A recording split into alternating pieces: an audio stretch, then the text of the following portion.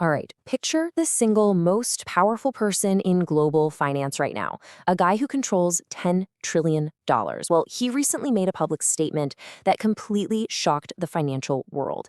He basically said the future of money is not what everyone has been arguing about. The future is tokenization. So welcome to today's Explainer, where we're going to unpack exactly what that means and why it's literally going to change everything about how you own things. $10 trillion. I mean, that is just a staggering amount of capital. To put that into perspective for a second, $10 trillion is more than the gross domestic product of almost every single country on Earth. It's roughly half the size of China's entire economy. And that immense pile of wealth, it's managed by BlackRock, the absolute largest asset manager on the planet.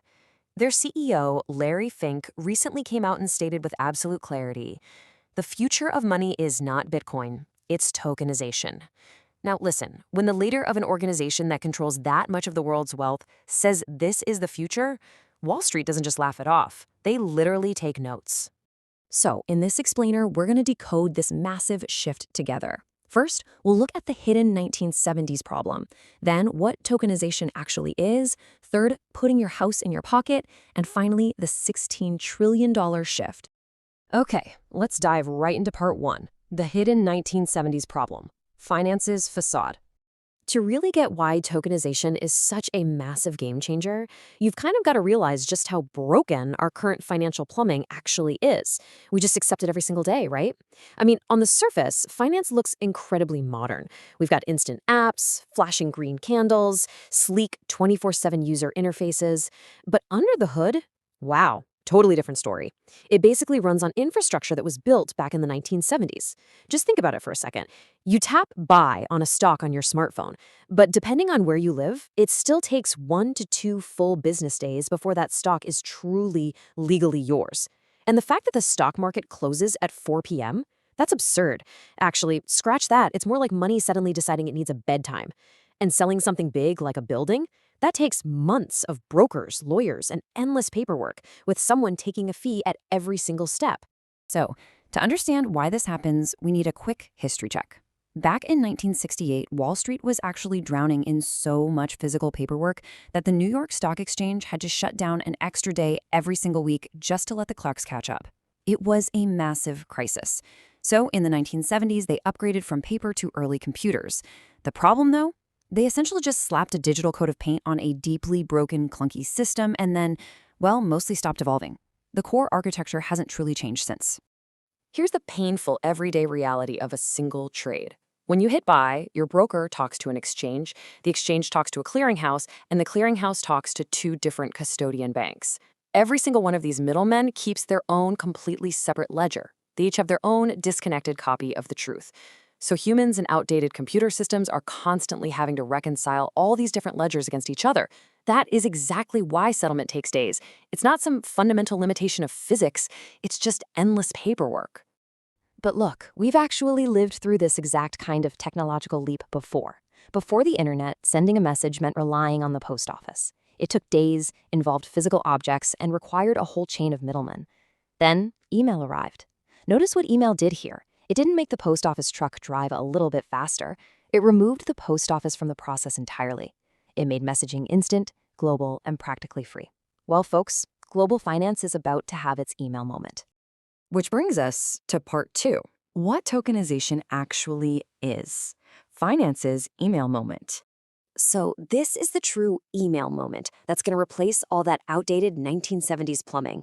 Let's break it down in plain English. Tokenization is the process of putting traditional assets, like your stocks, your bonds, or even real estate, onto a shared global blockchain ledger as digital tokens. Instead of your ownership living in one bank's incredibly slow, siloed, private database, it becomes a distinct digital token on a shared ledger.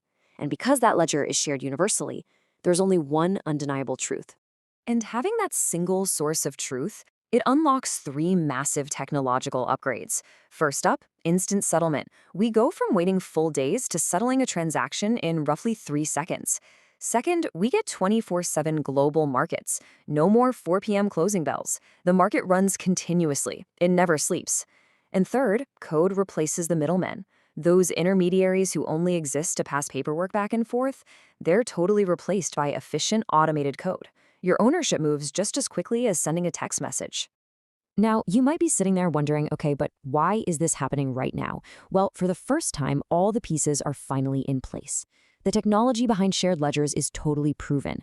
The regulatory rules are actively being written right now across the globe. And most importantly, the biggest institutions have stopped watching and started building.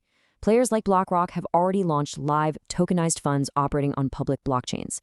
Trust me, when BlackRock moves, everyone moves. This isn't just some theoretical white paper anymore. It is live. And here is the absolute real prize in all of this. Illiquid assets become liquid collateral.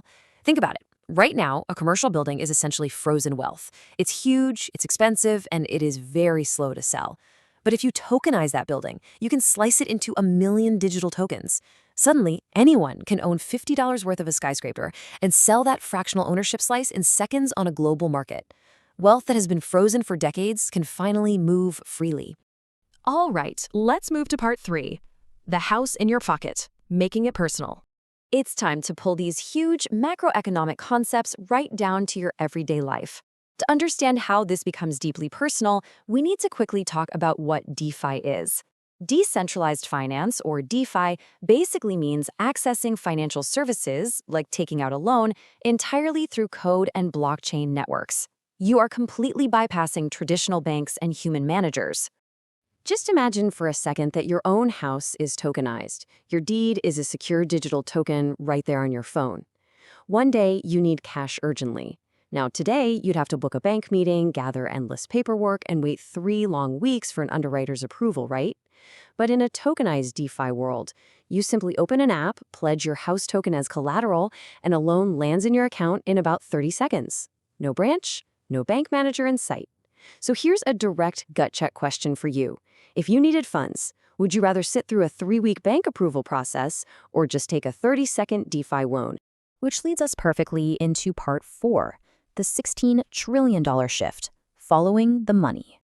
Let's follow the money here, because we need to see exactly where all this capital is quietly flowing. $16 trillion. Right now, tens of trillions of dollars in trading volume flow through crypto markets every single year.